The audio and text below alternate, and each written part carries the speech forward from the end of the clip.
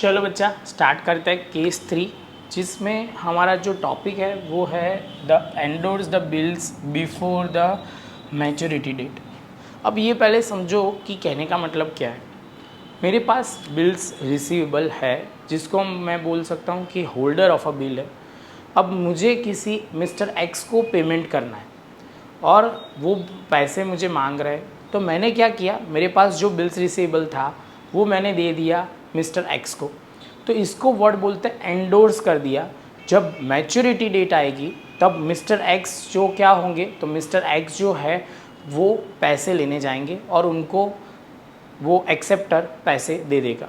तो यहाँ पे पहले एंडोर्स का मीनिंग आपको समझ में आया कि जब मुझे किसी क्रेडिटर को पेमेंट करना होगा तो मैं बिल्स किसको दे दूँगा, ये क्रेडिटर को दे दूँगा। और ड्यू डेट पे क्या करेंगे, तो ड्यू डेट पे या मैच्योरिटी डेट पे क्रेडिटर जो हमारा होगा वो एक्सेप्टर के पास से पैसे लेके हमारा ड्यू क्लियर हो जाएगा।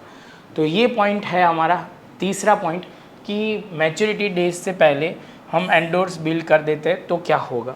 तो सबसे पहले under the Indian negotiable instrument act 1881, मतलब यहाँ पे जो अब ये ध्यान में रखना, ये थियरी में आता है, bill of exchange is negotiable instrument.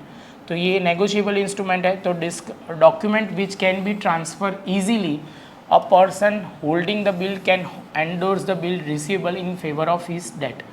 मेरे पास बिल्स रिसीवेबल है, मैं होल्डर ऑफ अ बिल हूँ, तो मुझे किसी का पेमेंट करना बाकी होगा तो मैं इजीली ट्रांसफ़र कर सकता हूँ। आगे चलते हैं। However the consent of a creditor is necessary.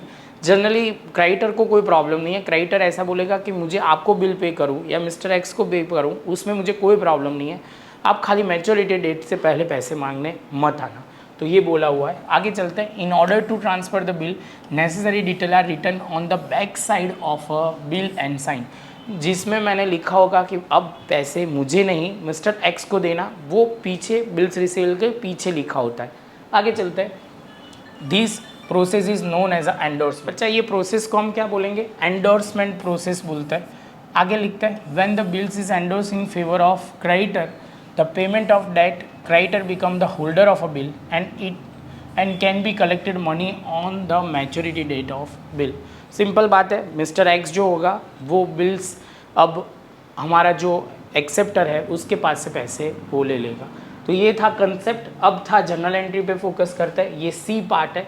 तो हम मान के चलते बच्चा आपको ये वाले सारे पार्ट ही, मतलब पहले दो क्लियर है, जहाँ पे नूपुर ने सेल किया हुआ है, शीतल ने परचेज किया हुआ है, यहाँ पे बिल्स रिसीवेबल आएगा, यहाँ पे बिल्स पेबल। अब मुझे जो मेन पॉइंट बोलना है, ड्यू डेट से पहले, मैच्योरिटी डेट से पहले ही हमने किसी और को एंडोर्स कर दिया है, तो हम जो है वो हम कौन है, तो ड्रॉअर ऑफ अ बिल है।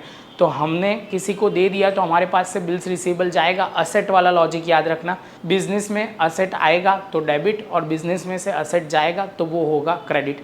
तो हमारे पास से ये बिल्स रिसीवेबल है वो हमारे पास से जा रहा है और जिसको हम दे रहे हैं वो क्रेडिटर अकाउंट क्या हो जाएगा, डेबिट हो जाएगा।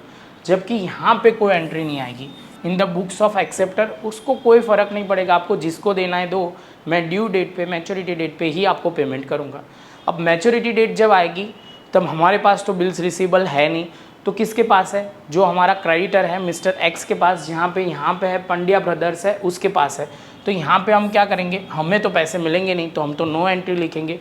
जबकि यहाँ पे होगा bills payable account debit to cash account, bills payable account debit to cash account. ये पॉइंट आपको ध्यान रखना है बच्चा, सिंपल।